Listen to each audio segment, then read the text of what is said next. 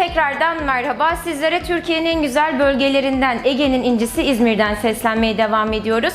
Röportajımızın başında mutlaka hanımları ekran başına alalım. Çünkü sizleri ilgilendiren ve çok değerli bilgilerini bizlere aktaracak olan bir firmaya konuk olduk. Özellikle röportajımıza başlamadan önce pilates nedir? Türkiye'de pilates hangi durumda veya Sezen Hanımlar burada pilatesi hangi duruma getirdiler? Birazdan bunları alıyor olacağız Sezen Hanım'dan. Öncelikle programımıza hoş geldiniz. Nasılsınız? Hoş bulduk. Teşekkür ederim. Sizler nasılsınız? Çok teşekkür ediyoruz. Ben biraz sizleri tanımak isterim. Aslen Sezen Hanım kimdir? Merhabalar. 10 yaşımdan beri sporun içindeyim. Ege Üniversitesi Beden Eğitimi ve Spor Yüksekokulu mezunuyum. Yaklaşık 6 yıldır da pilatesle birlikte yol alıyorum. Peki röportajımıza başlamadan önce bu kadar pilates dedik ama değerli bilgilerinizi öğrenmek isteriz bizler de. Aslen pilates nedir? Aslen Pilates, Joseph Pilates'in 1. Dünya Savaşı'nda yaralı askerleri tedavi etmek amacıyla esir bulunduğu kampta işte yatakta rahatsız olan askerleri iyileştirmek amaçlı duvarda yaylarla çalıştırdığı bir egzersiz metodu. Bununla birlikte geliştirdiği bir ekipman. Bunun üzerine geliştirilmiş bir metottur. Aslında yine her şey sağlık gereksinimden dolayı ortaya çıkmış oluyor. Yine reformer egzersizini ekipmanını kullanarak yaptığımız tüm egzersizlerde omurgaya, eklemlere yük bindirmeden sağlıklı bir şekilde egzersizini tamamlayacağımız bir egzersiz metodudur. Burada aslında aletli pilates kullanıyoruz. Buna da reformer pilates olarak adlandırıyoruz. Evet, biz stüdyolarımızda reformer pilates dersleri yapıyoruz, aletli pilates yapıyoruz. Bu dersleri birebir ikili ve grup şeklinde yapıyoruz. Stüdyomuzun temel konsepti reformer pilatesi birden fazla kişiyle bir arada yapabiliyor olmak. O yüzden burada sadece aletli pilates egzersizleri yaptırıyoruz. Peki şu an tek şubeden bahsediyoruz ancak yakın zamanda sizler zaten Türkiye geneline yayılmış, dünya çapında da bilinecek bir marka olmaya adaysanız buradaki kuruluş amacımız en başta ne oldu? Port İzmir isminden de anlaşılacağı gibi İzmir bir liman şehri. İsmini buradan aldık. Çıkış noktamız İzmir. Ancak hedefimiz tüm Türkiye'de farklı şubeler açarak ve işbirlikçilerle çalışarak stüdyo çalışma mantığını diğer şehirlere de taşımak. Burada stüdyolarda ekipmanlarla grup dersleri yapabiliyoruz. Aynı zamanda eğitmen eğitimleri düzenliyoruz. Bir akademimiz var. Bu akademimizde yine Türkiye'nin dört bir yanında eğitimler açarak düzenliyoruz. Aynı zamanda yurt dışında da bu eğitimlerimizi sunuyoruz. Bir diğer ana kolumuz sistem kısmı. Ürettiğimiz ekipmanları hem yurt içinde hem de yurt dışında işbirlikçilerimizle birlikte ihracatını yapıyoruz. Konuya pilates olarak başladık ama tabii ki işletme büyük bir işletme olduğu için çok fazla ana dalda hizmet vermekteyiz burada. 3 ana dalımız var dedik. Birincisi akademisyenlik, yani gelen kişilere eğitimle, kursla akademi sağlayabiliyorsunuz burada. İkincisi üretken bir firma olmanız, yurt içi ve yurt dışı olarak çalışıyor olmanız. Üçüncüsü de pilates alanında hizmet veriyor olmanız. Peki buradaki fark sizi diğer sektördaşlarınızdan ayıran ne oldu? Ortaya çıkışımız ve ilerlemek istediğimiz asıl hedef kadın konseptiydi. Ve biz kadın girişimcileri istihdam etmek, onlara pozitif bir ayrımcılık sağlamak üzere tüm kurgumuzu yapmıştık. Stüdyolarımızı açarken de bunun üzerinde durduk. Sadece kadın konsepti var, erkek öğrencilerle çalışmıyoruz. Yine çalışanlarımız sadece kadın. Aynı zamanda üretim kısmında da, yani ekipman üretimi kısmında da çalışan kadın istihdama önem veriyoruz. Öncelikle bu misyonla yola çıktık ve bu şekilde devam ediyoruz. Bir kadın girişimci olarak aslında yine kadınlar için bir şeyleri ele almış oldunuz burada. Kadınlara istihdam sağlıyoruz çünkü ben de bir kadın girişimciyim diyebiliyoruz. Evet. Peki bunun dışında burada Türkiye genelinde sizler aynı zamanda bir kadın girişimci olarak pilates anlamında neleri değiştirebildiniz?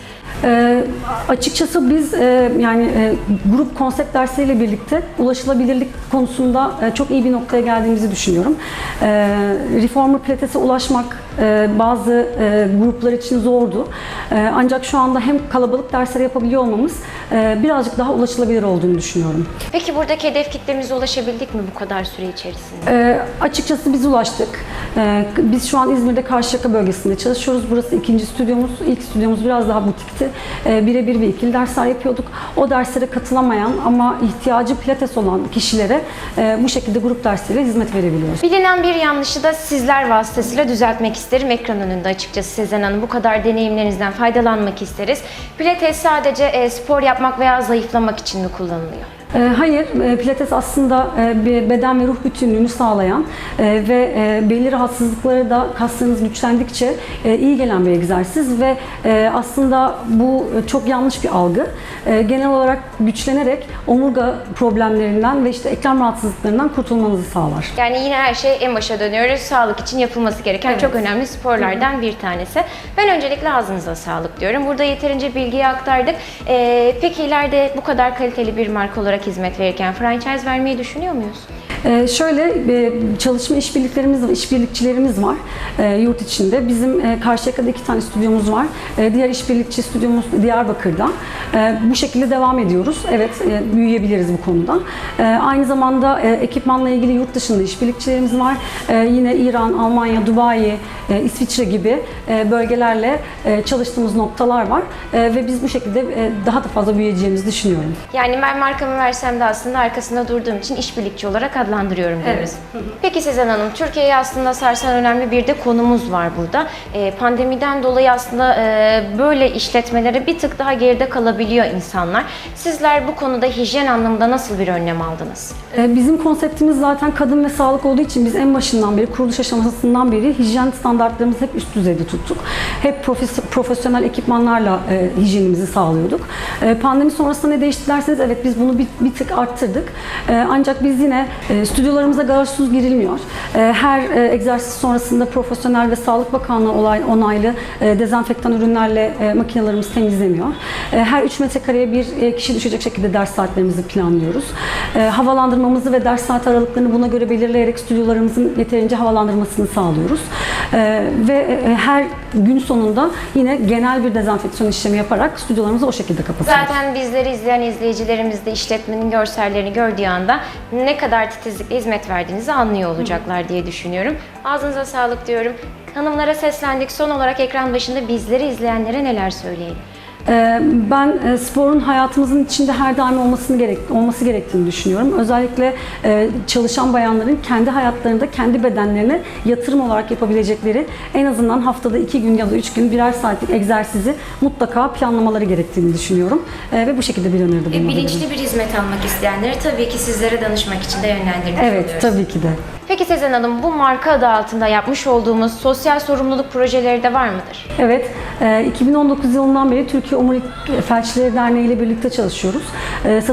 Satış gelirlerimizin bir kısmını Türkiye Omurilik Felçlileri Derneği'ne bağışlamaktayız. Yani sadece hanımlara değil aslında yardım ihtiyacı olan herkese bu marka adı altında da koşmuş oluyoruz.